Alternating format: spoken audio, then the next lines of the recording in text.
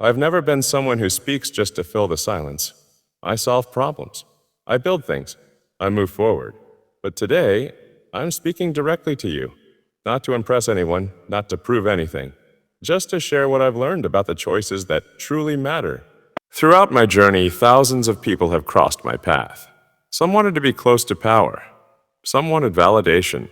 Some wanted to say they stood beside me. But very few made me feel like I could just exist without performing, without defending, without constantly proving my worth. The first truth. Real strength doesn't demand attention. I didn't choose the people in my inner circle because they were the loudest or the most impressive. I chose them because they never asked me to choose. They never made love feel like a competition. They never turned connection into a transaction where I had to constantly deposit reassurance to keep the relationship alive. Most people don't trap you intentionally. They do it because they're afraid. Afraid of being forgotten, afraid of being replaced, afraid they're not enough. That fear shows up disguised as affection, but it always carries the same message. Choose me. Prove it. Put me first. But the people who changed my life never did that. They understood something fundamental. Freedom and commitment aren't opposites. You can be fully committed to someone while still giving them space to breathe, to think, to be themselves without constant supervision. When someone loves you without chains, something remarkable happens. You don't feel the urge to run. You don't feel suffocated. And you don't feel like you're constantly being measured against an invisible standard that keeps shifting based on their insecurities. I've built companies from nothing. I've faced impossible odds. I've been told 1,000 times that what I'm attempting cannot be done. And every single time, the people who stayed beside me were the ones who didn't need me to slow down for them. They ran at their own pace, in their own lane, without demanding I adjust my speed to match their comfort level. That's the paradox most people never understand. When you stop chasing someone, when you stop demanding they prove their loyalty every single day, they often move closer, not because they're obligated to, but because they want to, because freedom is magnetic. Because trust creates safety. And safety creates the space where real connection can actually grow. The second truth, silence isn't absence. There are moments when my mind goes inward, not away from people, but inward. When I'm processing, calculating, thinking through problems that don't have easy answers. In those moments, I become quiet. Most people hear that silence and panic. They fill it with meaning that isn't there. They assume distance, disinterest, rejection. They rush to fix something that isn't broken. And the more they push, the deeper inside I go, not because I want distance, but because noise makes it impossible to think. People who matter most in my life never did that. They didn't panic when I went quiet. They didn't demand explanations I couldn't give in that moment. They stayed steady. And they understood that silence isn't always emptiness. Sometimes it's where the most important processing happens. That's not indifference. That's intelligence. That's understanding that closeness doesn't require constant conversation. And connection can survive pauses. Intimacy can exist without urgency. Intimacy can exist without urgency. I remember countless nights sitting alone in factories, watching production lines, thinking through problems that seemed unsolvable. The easy thing would have been to call someone, to fill the silence with distraction, to seek comfort in conversation. But sometimes the answer lives in the quiet. In the quiet. Oh, sometimes breakthrough happens when you stop talking and start listening to the problem itself. The same is true in relationships. When someone can sit in silence with you without needing to fill it, without interpreting it as rejection, without making it about themselves, that's when you know you found someone rare. Someone who understands that presence doesn't always require words. But being together doesn't mean talking constantly. That sometimes the deepest connection happens in the spaces between sentences. I have lost count of how many people couldn't handle that silence. They needed constant reassurance. And in their need for certainty, they created the very distance they feared. Because nothing pushes someone away faster than the feeling of being constantly monitored, constantly questioned, constantly asked to prove something that should be self-evident. The third truth, real love doesn't try to fix you. I've been around people who saw me as a project. They listened not to understand, but to diagnose. They stayed not to be present, but to adjust, improve, soften my edges. And their care came with an agenda, even when they never said it out loud. When someone tries to fix you, even gently, it places you beneath them. It suggests you're not quite enough yet, that you need their intervention to become acceptable. The people who earned my trust never did that. They didn't treat my intensity as a problem. They didn't turn my contradictions into puzzles they needed to solve. They listened without reaching for solutions. They stayed without offering prescriptions. That gave me something rare. Dignity. I didn't feel managed. I didn't feel like a project. I felt respected. They trusted that I was capable of carrying my own weight, even when it was heavy. Here's what most people don't understand about successful people, about driven people, about people who are building something larger than themselves. We're already fixing ourselves constantly. Funzo, every single day is an exercise in identifying problems and solving them. We're iterating, adjusting, improving, pivoting. That's not something we need help with. That's literally what we do. What we actually need, is someone who can witness that process without trying to control it. Someone who can watch us struggle without jumping in to rescue us. Someone who trusts that we know what we're doing, even when it looks messy from the outside. I've failed more times than most people try. I've been bankrupt. I've been days away from losing everything. I've slept on factory floors. I've worked 100-hour weeks. And through all of that, the people who mattered most weren't the ones offering advice or trying to talk me out of it. They were the ones who simply said, "I trust you," and then got out of my way. That trust is everything. Because when someone believes in your capability, not in your current success, but in your fundamental ability to figure things out, it doesn't make you complacent. It makes you stronger. It reminds you that you're not alone, even when you're carrying the weight yourself. The fixers, the managers, the people who think they know better, they drain you. Even when they mean well, they drain you. Because every conversation becomes about defending your choices, explaining your reasoning, justifying your path. And that energy could be spent actually moving forward, instead of constantly looking backward, to explain yourself. The fourth truth. Wholeness attracts wholeness. I've seen what happens when people lose themselves trying to stand beside someone else. Start small. A compromise here, an adjustment there. Over time, they blur. They become an echo instead of a voice. And eventually, resentment takes over. The people who stay in my life never shrank to fit. They didn't stretch themselves thin to keep pace. They didn't turn their existence into an extension of mine. They arrived whole and remained that way. That kind of stability changes everything. Didn't feel responsible for their sense of worth. I didn't feel like my attention was the fuel keeping them upright. I could move forward without fearing they would collapse.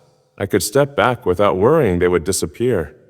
Most people think closeness means becoming smaller together, folding into each other until there are no edges left. But real connection is different. It's closeness without erosion. Two complete people choosing to stand near each other, not because they need to be held up, but because they want to share the space. I've watched brilliant people dim their light to make insecure partners feel comfortable. I've watched ambitious people abandon their dreams because someone else needed them to stay small. I've watched complete human beings slowly hollow themselves out, piece by piece, into a relationship that demanded they be less than they are. And every single time, it ends the same way. Either they wake up one day and realize they've lost themselves, or they stay lost and spend the rest of their life resenting the person they sacrificed themselves for. There's no third option. You cannot sustain a relationship built on one person's diminishment. It's structurally unsound. It will collapse. The people who stay in my orbit understand this instinctively. They have their own missions, their own obsessions, their own definitions of success that have nothing to do with me. And when we come together, it's not two halves trying to make a whole. It's two wholes creating something multiplicative. That's the math that actually works. 1 + 1 doesn't equal 2 in these relationships. It equals something exponentially greater because you're not combining deficiencies. You're combining strengths. You're not filling gaps. You're building something new from positions of completeness. When I look at the people closest to me, I see individuals who would be extraordinary whether I existed or not. They're not extraordinary because of their association with me. They're extraordinary because of who they fundamentally are. Fundamentally are. And my role isn't to make them better or complete them or give their life meaning. My role is to witness their excellence, appreciate it, and make sure I'm not standing in its way. The fifth truth, love without ownership is the strongest love. I've always been wary of love that tightens its grip when it feels uncertain. Not because it cares too much, but because it mistakes closeness for control. I've seen affection turn into surveillance, concern turn into rules, commitment turn into negotiation. The people who matter most never tried to own me. They didn't treat my presence as something to secure, or my absence as something to manage. They didn't demand access to every thought just to feel connected. They trusted the bond without trying to lock it in place. Most people believe that holding tighter keeps someone close, but the opposite is true. Real closeness comes from allowing space without fear. You don't confuse freedom with distance. You don't equate trust with indifference. When you're not trying to possess someone, something settles. They don't feel watched. They don't feel contained. They don't feel like love comes with conditions that need constant maintenance. They can be present without guarding themselves. Ownership is about fear.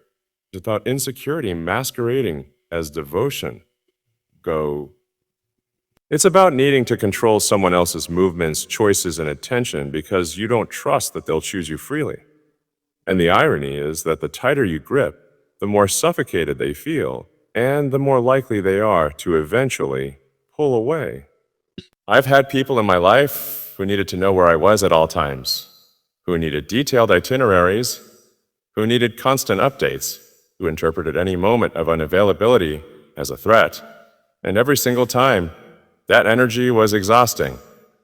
Not because I was hiding anything, but because being monitored constantly makes you feel like you're not trusted, like you're on trial, like you have to prove your innocence every single day, even though you've never been guilty of anything.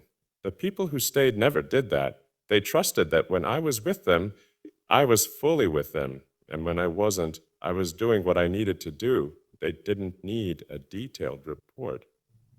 They didn't need reassurance every few hours. They had their own lives, their own focus, their own sense of security that didn't depend on tracking my every movement. That trust creates something powerful. It creates a space where both people can move freely without fear. Where absence doesn't trigger panic, where independence doesn't threaten connection, where two people can be apart without falling apart. And here's what happens in that space. You actually want to come back. When someone isn't pulling you, demanding you, guilting you into presence, you find yourself naturally gravitating toward them. Not out of obligation, but out of genuine desire. Because being with them feels like freedom, not imprisonment. It feels like choice, not duty. The sixth truth. Keep moving. When they're not there, there's something revealing about what a person does when you're not around. Not in dramatic moments, but in ordinary ones. That's where I see the difference. Some people pause their lives waiting for your return. They suspend their energy, their curiosity, their sense of direction. And when you come back, you feel the weight of their waiting. Love becomes something owed. But the people who stay in my orbit keep living when I'm not there. Their days continue. Their thoughts move forward. Their momentum doesn't shrink just because I'm not standing in it at that moment. That matters more than most people realize. When someone continues to live fully without you, it doesn't make you feel less important. It makes you feel chosen. Because when they're with you, you know it's not out of necessity, it's intention. I've seen both versions countless times. The person who stops living when you leave, who puts their life on hold, who measures time by your absence, who makes you responsible for their happiness, their purpose, their forward motion. And then there's the person who keeps building, keeps growing, keeps pursuing their own path, whether you're there or not. The first version feels like carrying. You leave and you know someone is sitting there, waiting, wilting, becoming smaller. You return, and you're not greeted with energy. You're greeted with need. with demands that have been accumulating during your absence, with resentment that's been quietly building while they put their life on pause for you. The second version feels entirely different. You leave and you know they're thriving. They're working on their own projects. They're solving their own problems. They're living a complete life that includes you but doesn't revolve around you. And when you return, you're not returning to dependency. When we're apart, I know she's building something extraordinary. I don't wonder if she's waiting by the phone. I don't worry that she's measuring her worth by how quickly I respond to a message. I know she's exactly where she wants to be, doing exactly what she wants to do, and my presence or absence doesn't change her trajectory. That's magnetic. Not because I don't want to matter, but because I want to matter to someone who would be fine without me. I want to be chosen by someone who has other choices. I want to be wanted by someone who doesn't need me. Need is fragile. Want is strong. Need creates dependency. Want creates partnership. Need makes you responsible for someone else's emotional stability. Want allows you to show up as yourself without carrying the weight of someone else's entire existence. The seventh truth. See the person, not the story. There's always a story surrounding anyone who does anything significant. A version that moves faster than reality. A version shaped by headlines, opinions, projections, assumptions. Most people arrive already speaking that story. They react to what they think you represent, not to who's actually standing in front of them. The people who matter see through that. They look at your face when you're tired. They notice the pauses you try to hide. They pay attention when confidence thins and certainty loosens. They see the human texture beneath the noise. When someone sees the person instead of the narrative, they offer something deeper than admiration. They offer presence. And presence doesn't demand performance. It allows honesty. I can't count how many times I've sat across from someone who was clearly talking to the story, not to me. They asked questions they thought they should ask. They reacted to things they imagined I wanted to hear. They performed interest in topics they assumed mattered to me. The entire interaction felt like they were having a conversation with a cardboard cutout of what they thought I was. And then there are the rare people who look past all of that. Who ask questions nobody else thinks to ask. Who notice things nobody else sees. Who respond to what's actually happening in front of them instead of what they expected to happen. Because they weren't trying to impress me with how much they knew about me. They were trying to understand me by paying attention to what was actually there. There's a specific moment I recall, sitting in a restaurant after a particularly brutal day. Everything had gone wrong. We'd missed a critical deadline. I'd had to make decisions that affected hundreds of people, and I was exhausted in a way that went beyond physical tiredness. Most people in that situation would have tried to cheer me up, or offered advice, or tried to shift the conversation to something lighter. But the person I was with just said, "You don't need to be on right now." That was it. No performance required. No fixing necessary. Just permission to be exactly as tired as I actually was. That's what seeing the person looks like. It's noticing what someone actually needs instead of what you think they should need. It's responding to the human in front of you instead of the myth surrounding them. The eighth truth. Don't confuse intensity with sustainability. Here's something I learned the hard way. The most intense connections aren't always the most lasting ones. Sometimes the relationships that feel like wildfire burn out just as fast as they ignited. Intensity can trick you. It feels important because it feels big. It commands all your attention because it demands all your attention. Every emotion is amplified. Every moment feels significant. Every conversation feels like it could change everything. But intensity without foundation is just chaos with good marketing. I've had relationships that felt like standing too close to the sun. Everything was heightened. Every high was stratospheric. Every low was catastrophic. Every interaction felt like life or death. And for a while, I mistook that intensity for depth. I thought something that consumed that much energy must be important. But here's what I learned.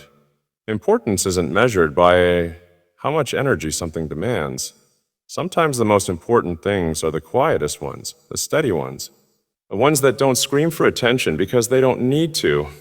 The relationships that lasted weren't the ones that burned hottest. They were the ones that burned longest. They were the slow, steady flames that didn't require constant feeding. They were the connections that could exist at low volume without disappearing entirely. There's a specific quality to sustainable connection. It's present without being demanding. It's there when you need it without making you feel guilty when you don't. It adapts to your rhythm instead of insisting you adapt to its frequency. It can be quiet without being dead. It can be steady without being boring. I think about the people who've been in my life for decades. Not one of those relationships started with fireworks. Not one began with the kind of intensity that makes you feel like you found your soulmate in the first conversation. They started quietly, almost unremarkably, and then they stayed through victories and failures, through periods of intense connection and periods of distant focus, through changes in location, status, circumstance. They stayed because they were built on something more durable than intensity. They were built on compatibility, on shared values, on mutual respect, on the kind of trust that doesn't need to announce itself because it's woven into every interaction.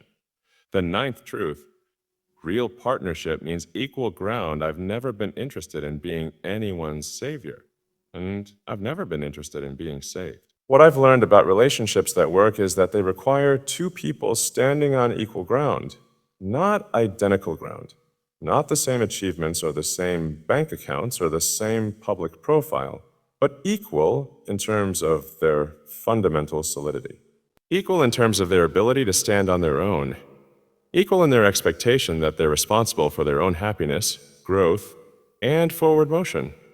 When that equality exists, everything changes. You're not managing up or down. You're not teaching or being taught. You're not rescuing or being rescued. You're collaborating. You're building together from positions of strength rather than trying to compensate for weaknesses. I see this constantly in business. The best partnerships aren't between someone with all the ideas and someone with all the execution. Ha.